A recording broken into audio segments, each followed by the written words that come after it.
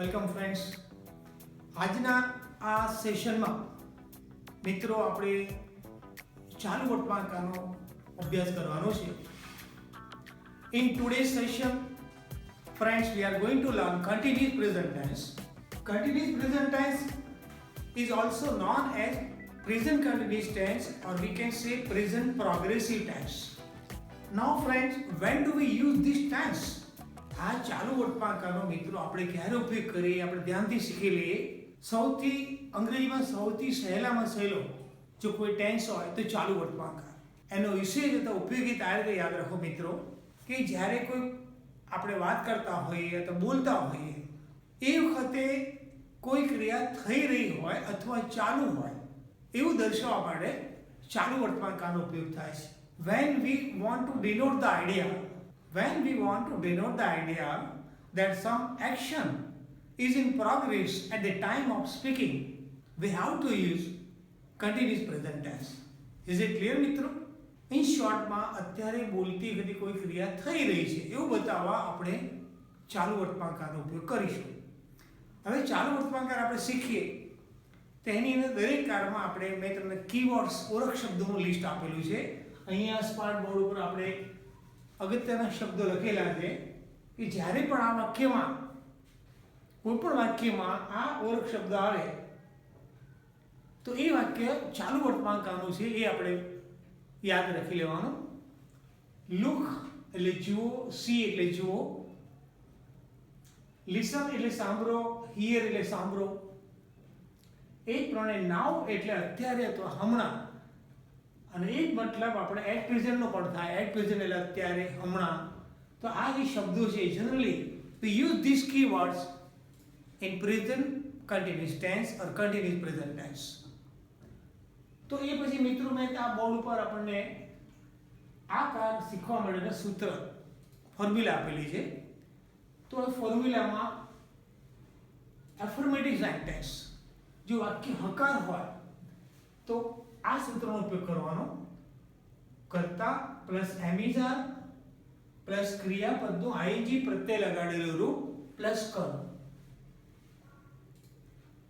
હવે આઈની જોડે આપણે એમ વાપરીએ છીએ, હી શીટની જોડે ઈઝ વાપરીએ છીએ તો થર્ડ પર્સન સિંગ્યુલર ત્રીજા પુરુષ એકવચનમાં.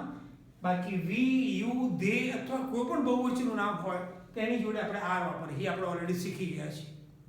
એક વાક્ય તમને એક્ઝામ્પલ માટે આપું કે હું અત્યારે અંગ્રેજી શીખી રહ્યો છું. હું હમણાં અંગ્રેજી શીખી રહ્યો છું. તો આ વાક્ય હકાર છે. હમણાં શબ્દ આવ્યા વાક્યમાં એટલે ચાલુ વર્તમાનકાળનું વાક્ય છે. તો એને ઇંગ્લિશ આ રીતે જ કરવાનું. આઈ એમ લર્નિંગ ઇંગ્લિશ નાઉ. મોના અત્યારે ટીવી જોઈ રહી છે. આ વાક્યને આપણે ઇંગ્લિશ ટ્રાન્સલેશન કેવી રીતે કરીશું? તો મોના એ થર્ડ પર્સન સિંગ્યુલર ત્રીજો પુરુષ એકવચન નામ છે એટલે મોનાની સાથે આપણે ઈ જ લખવું પડશે. તો Mona is watching TV at present, અથવા તમે નાઉ પણ લખી શકો. હવે સપોઝ નકાર વાક્ય હોય, નેગેટિવ સેન્ટેન્સ, તો we have to follow this formula. કર્તા plus am is are plus not plus ક્રિયાપદનું આઈએનજી રૂપ પ્લસ કર્મ. હું તમને એક વાક્ય આપું પ્રેક્ટિસ માટે કે મારી મમ્મી અત્યારે રામાયણ વાંચી રહી નથી. તો માય મધર અથવા my mom is not reading the Ramayana at present. ખ્યાલ આવે મિત્રો? તો એ જ પ્રમાણે થર્ડ નંબરમાં આપણે સાદું પ્રશ્નાર્થ વાક્ય સિમ્પલ ઇન્ટ્રોગેટિવ સેન્ટેન્સ હોય. તો what is simple interrogative sentence? આપણે આગળ શીખી ગયેલા છે કે જે પ્રશ્નનો જવાબ હંમેશા હા કે નામાં આવે એને આપણે સિમ્પલ ઇન્ટ્રોગેટિવ સેન્ટેન્સ કહીએ મિત્રો. તો એનું ટ્રાન્સલેશન કરવા માટે અથવા શીખવા માટે આપણે આ સૂત્રનો ઉપયોગ કરવાનો. એમિઝાર પ્લસ કર્તા પ્લસ ક્રિયાપદનું આઈએનજી રૂપ પ્લસ કર્મ અને પ્રશ્નાર્થ છે.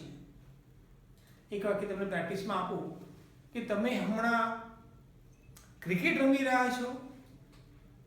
તો આ સાદું પ્રશ્નાર્થ વાક્ય થયું. કેમ કે આ પ્રશ્નનો જવાબ આપણને કાં તો હા મળશે કાં તો ના મળશે. આપણે એને ઇંગ્લિશ પ્રત્યે કરીએ કે આર યુ પ્લેઇંગ ક્રિકેટ નાઉ? તમારી મમ્મી અત્યારે બજારમાં જઈ રહી છે. તો આ પણ સાદું પ્રશ્નાર્થ વાક્ય છે. તમારી મમ્મી ત્રીજો પુરુષ એકવચન છે એટલે અહીં અમે ઇઝ વાપર્યું. Is your mother going in the market now question mark. એ પછી મિત્રો પ્રશ્ન શબ્દથી શરૂ થતું વાક્ય હોય તો આપણે આ ફોર્મ્યુલા આ સૂત્રનો ઉપયોગ કરવાનો કે પહેલા પ્રશ્ન શબ્દ મૂકી દેવાનો, પછી એમિઝાર, પછી કર્તા અને ક્રિયાપદનું ing પ્રત્યય લગાડેલું રૂપ અને કર્મ અને પ્રશ્નાર્થ છે. If the sentence begin with some question word, then we have to follow this formula. In the beginning we have to write down the question word plus avisar plus subject plus verb ing plus object. એક વાક્યની તમને practice કરાવું. રિખિલ અત્યારે શું કરી રહ્યો છે? તો આ પ્રશ્ન શબ્દથી શરૂ થતું વાક્ય છે ફ્રેન્ડ્સ. તો what is Rikhil?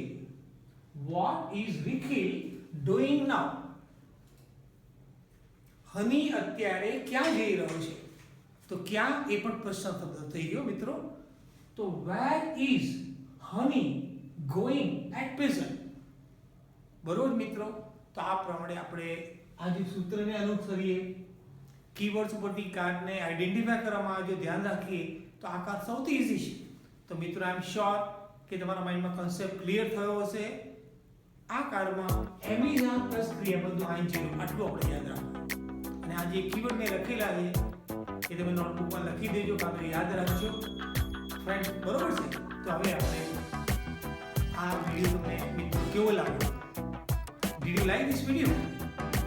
I'm sure you are enjoying. Do like this video and do subscribe our channel for more and more updates, friends. So we are meeting in our next session. In the meanwhile, do some practice at home and goodbye, friends.